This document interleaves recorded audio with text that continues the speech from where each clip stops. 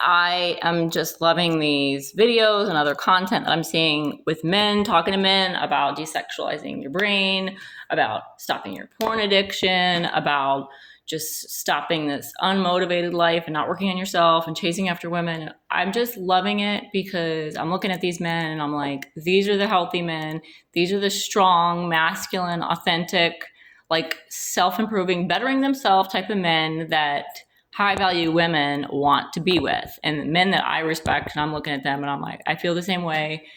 And I know what it's like to be on the other side. And, I've gone back and forth a few different times in my adult life in different ways. And I did notice when I'm not with someone, not in a relationship, not connected like that, I am by myself, or I'm, dating very briefly or casual, and it's not anything, or just hanging out with friends, whatever. I've noticed, being super transparent, honest on here, that's part of the point, right? To learn, grow, and evolve.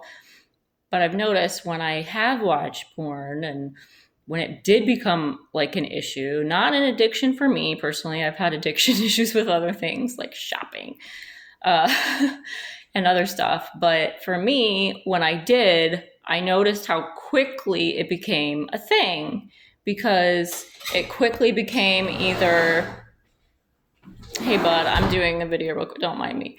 So it became a thing where you're trying to get instant gratification, right? A quick payoff. You're doing something that is not loving and caring for yourself, that's not gonna make your value higher, make you better. You're in a different type of mindset because your body is reacting to that mindset that you're creating and you're feeding it, right? So when I have been in that mindset in that way, my body was used to it, whatever, I was in a more down, depressed state, or I was trying to distract myself from something that hurt me.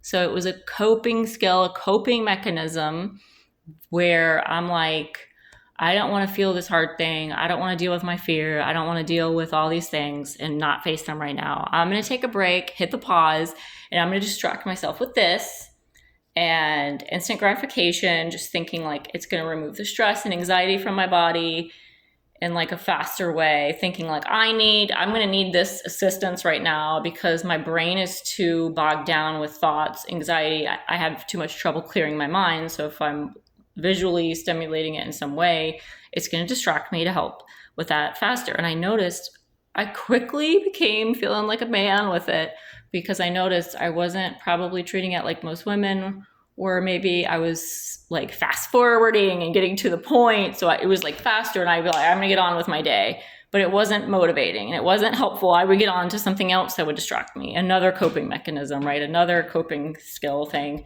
that wasn't a healthy one. It was a toxic one. So you're just filling your day and your mind and your body with like toxic coping mechanisms and stuff instead of healthy ones. And I'm laughing because I have talked to some guy friends about it before.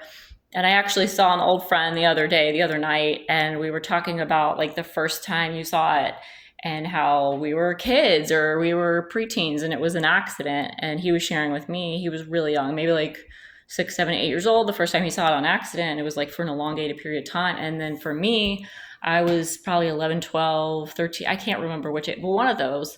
And it was like an accident. It was a lot quicker. Like it wasn't for an elongated period of time, because I remember feeling like, like red, ashamed, like, oh my God, what did I just see? Like you're not supposed to, you kind of get that feeling like I'm not supposed to see this because you're not an adult. It was an accident. But then it like imprints and stays in your mind, right? Because you're like, what is this world that I don't know about, that I've never seen?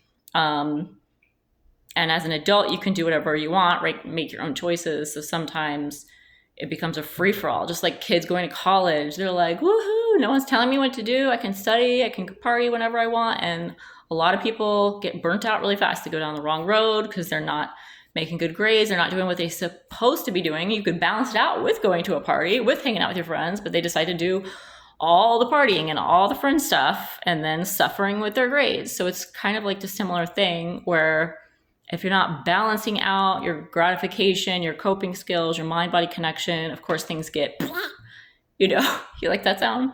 Just completely lopsided and just upside down. And whether it's a sex addiction or a porn addiction or anything like that that you guys might be dealing with, it really equals to losing value in yourself and losing your dignity. And I pray that if you're dealing with that, that you'll get help and you'll start working on yourself. And just, I'm going to talk some more about some of those skills and ways you can work on yourself and break the addiction and the patterns where you're just downing yourself, downing your motivation and your sexual energy. It's really your emotions, your mental, your body, your whole somatic state.